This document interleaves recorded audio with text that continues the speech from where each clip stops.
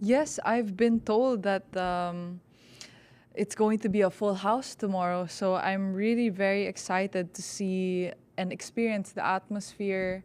Um, it's nice to see, that the Filipino community is really showing up and they're enjoying tennis and hopefully it will help grow the sport as well. Dumating na sa Toronto ang bagong WTA champion na si Alexandra Ayala at mismong National Bank Open ang naglabas ng arrival video bilang pagsalubong sa Filipina tennis superstar.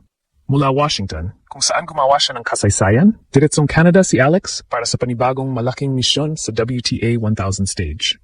Kitang-kita sa official social media treatment ng torneo na hindi ordinaryong player ang dumating. Ang bagong kampiyon na Mubadala DC Open ay agad naging sentro ng atensyon habang nag-aabang na ang napakalaking Filipino community sa Toronto. At heto ang lalong nagpaliyab sa excitement. Ang tournament opener ni Alex kontra Alicia Parks ay inilagay sa center court, ang pangunahing entablado ng SoBe Stadium. Pagamat tinatawag itong first match ni Alex sa Toronto, technically second round ito dahil nakatanggap siya ng opening round bye. Hindi rin nawala ang demand kahit inilagay na siya sa mas malaking court. Di lamang ranking at trophies ang dala ni Alex, mayroon na rin siyang pambihirang crowd-pulling power. Pero kailangan nating maging eksakto. Ang viral claim na personal niyang naibenta ang mahigit 5,000 tickets ay hindi pa malinaw na kinumpirma ng official tournament website. Ang kumpirmado ay napakalakas ng demand para sa session at hindi na sapat ang mas maliit na court. Makakaharap ni Alex si Parks sa isang rematch ng kanilang Australian Open battle, kung saan nanalo ang American 8-6, 6-3, 6-2. Ngayon, ibang Alex na ang dumating sa Toronto, WTA champion, world number 20, at dala ang suporta ng buong Pilipinas. Halos walang pahinga si Alex. Matapos ang pinakamalaking tagumpay ng kanyang professional career sa Washington, kailangan niyang mabilis na magpalit ng emosyon, lugar at tournament mindset. Mula sa paghawak ng kanyang unang WTA Tour Level Singles Trophy, bumiyahe siya patungong Canada upang simulan ang kanyang kampanya sa National Bank Open, isang mas mataas na WTA 1000 tournament. At nang dumating si Alex sa Toronto, hindi pinalampas ng organizers ang sandali. Nag-post ang official National Bank Open Toronto account ng arrival video ni Alex. Ang simpleng paglabas ng video ay may malinaw na mensahe. Alam ng tournament kung sino ang isa sa pinakamalaking attractions nito ngayon. Hindi lamang nila ipinakilala ang isang kalahok. Sinalubong nila ang bagong WTA champion na ilang oras pa lamang ang nakalilipas ay gumagawa ng kasaysayan para sa Pilipinas. Napakalaking pagbabago nito sa career status ni Alex. Noon, madalas siyang pumapasok sa malalaking tournament bilang wildcard, qualifier o promising young player na sinusubukan pa lamang patunayan ang sarili. Ngayon, dumarating siya bilang kampiyon ng Washington, isang player na tumalo sa sunod-sunod na elite opponents at kayang magdala ng libo-libong supporters sa isang stadium. Sa Washington final, natalo muna ni Alex ang opening set kontra top seed Jessica Pegula, 4-6.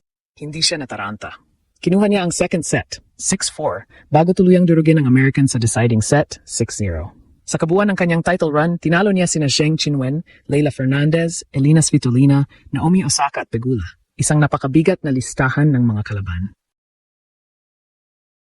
Dahil sa championship, umakyat si Alex sa bagong career high ranking na world number 20. Siya rin ang naging kauna-unahang Filipina na nanalo ng WTA Tour Level Singles Crown. Kaya nang ipakita ng National Bank Open ang pagdating niya, hindi lamang ito ordinaryong promotional content. Para itong official announcement na narito na ang isa sa pinakamainit na player sa women's tennis. Kasabay nito, lalong lumakas ang usapan tungkol sa venue ng kanyang unang laban sa tournament. Nakatanggap si Alex ng first round bye, kaya ang laban niya kay Alicia Parks ay technically round of 64 o second round. Ngunit dahil iyon ang kanyang unang aktual na match sa Toronto, natural lamang na tawagin iyon ng fans bilang kanyang tournament opener. Ang malaking development, inilagay ang laban sa pangunahing court ng SoBe Stadium. Mahalagang konteksto ito dahil naranasan na ng ibang tournaments kung gaano karaming tao ang maaring dumagsa kapag naglaro si Alex. Sa Australian Open, napuno ang Court 6 para sa una nilang pagtatapat ni Parks. Inilarawan mismo ng WTA ang audience bilang sold out at energetic, habang malakas ang pro-Ayala crowd sa buong match. Ngayon, ayaw na maulit ng Toronto organizers ang sitwasyong maaring hindi magkasya ang mga gustong manood. Kumalat sa social media ang graphic na nagsasabing ang mas maliit na grandstand ay may 2,800 seats. Ngunit posibleng mahigit 5,000 tickets ang demand para sa session ni Alex. Gayunman, dapat nating ihiwalay ang confirmed information sa viral interpretation. Hindi pa natin maaring sabihing si Alex mismo ang nakabenta ng higit 5,000 tickets. Dahil ang isang tournament session ay maaring may kasamang iba pang matches at attraction. Wala ring malinaw na official ticket breakdown na nagsasabing bawat buyer ay bumili dahil lamang kay Alex. Ang kumpirmadong malaking kuwento ay ito. Napakalakas ng interes, inilagay siya sa center court at naiulat na sold out pa rin ang session. Yan ang mas mahalagang punto. Kahit dagdagan ang kapasidad at ilipat sa pinakamalaking court, hindi humupa ang excitement. Sa halip, mas lumakas pa dahil gusto ng mga Filipino-Canadian fans na masaksihan ng personal ang unang appearance ng bagong WTA champion. Sa comments at reactions sa official at fan posts, makikita ang pride ng mga Pilipino. Tinatawag siya ng ilan na Alexandra the Great, habang ang iba ay excited sa revenge match kontra Parks. Ang mga reaksyong iyon ay hindi scientific measurement ng buong fanbase, pero malinaw na indikasyon ng momentum at enthusiasm na dala ni Alex sa Toronto. Sa sandaling lumapag siya sa Canada, parang nagsimula na agad ang event bago pa ihagis ang unang bola. Ngayon, hindi sapat na pag-usapan lamang ang sold-out crowd at arrival video. Kailangan nating tingnan ang pinakamahalagang tanong. Handa ba agad si Alex para sa rematch kontra Alicia Parks? Delikadong kalaban si Parks. Sa Australian Open noong Enero, halos perpekto ang simula ni Alex. Nilampaso niya ang American sa opening set, 6-0. Mahusay ang return game niya at hindi makahanap ng rhythm si Parks. Ngunit nag-adjust ang American, lumakas ang serve at unti-unting na-control ang mas maikling rallies. Nanalo si Parks sa sumunod na dalawang sets, 6-3 at 6-2. Iyon ang sugat na gustong balikan ni Alex sa Toronto, pero mas komplikado ang sitwasyon ngayon dahil sa physical recovery. Ang Washington final ay nagsimula noong linggo, ngunit naapektuhan ng malakas na ulan. Nasuspend ang laro matapos manalo si Pegula sa first set at makalamang si Alex sa second. Ipinagpatuloy ang laban kinabukasan kung kailan na kumpleto ni Alex ang comeback at championship. Pagkatapos ng trophy ceremony, media obligations at celebrations, kailangan niyang bumiyahe agad patungong Toronto. Kaya ang unang challenge ay hindi lamang ang serve ni Parks. Kasama rito ang pagod, travel recovery at mabilis na pagbabago mula WTA 500 Championship mode patungo sa panibagong WTA 1000 campaign. May advantage naman si Alex dahil sa first round bye.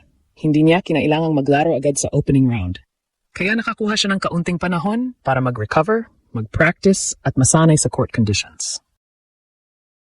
Sa tactical side, kailangang pigilan ni Alex ang unang strike ni Parks. Malakas ang first serve ng American at kaya nitong kumuha ng maraming free points.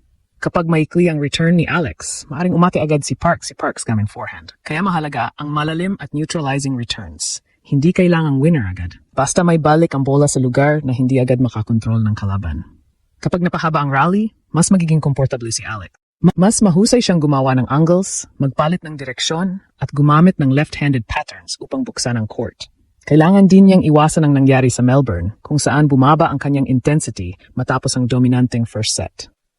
Hindi maaring isipin ni Alex na tapos na ang laban kahit makakuha siya ng maagang lamang. Si Parks ay may sapat na power upang baguhin ang momentum sa loob lamang ng ilang games. Malaking tulong ang crowd, ngunit maaari rin itong magdala ng pressure. Sa center court, maririnig ni Alex ang sigawan ng mga Pilipino sa bawat winner, breakpoint at long rally. Posibleng maging parang home court ang Toronto para sa kanya.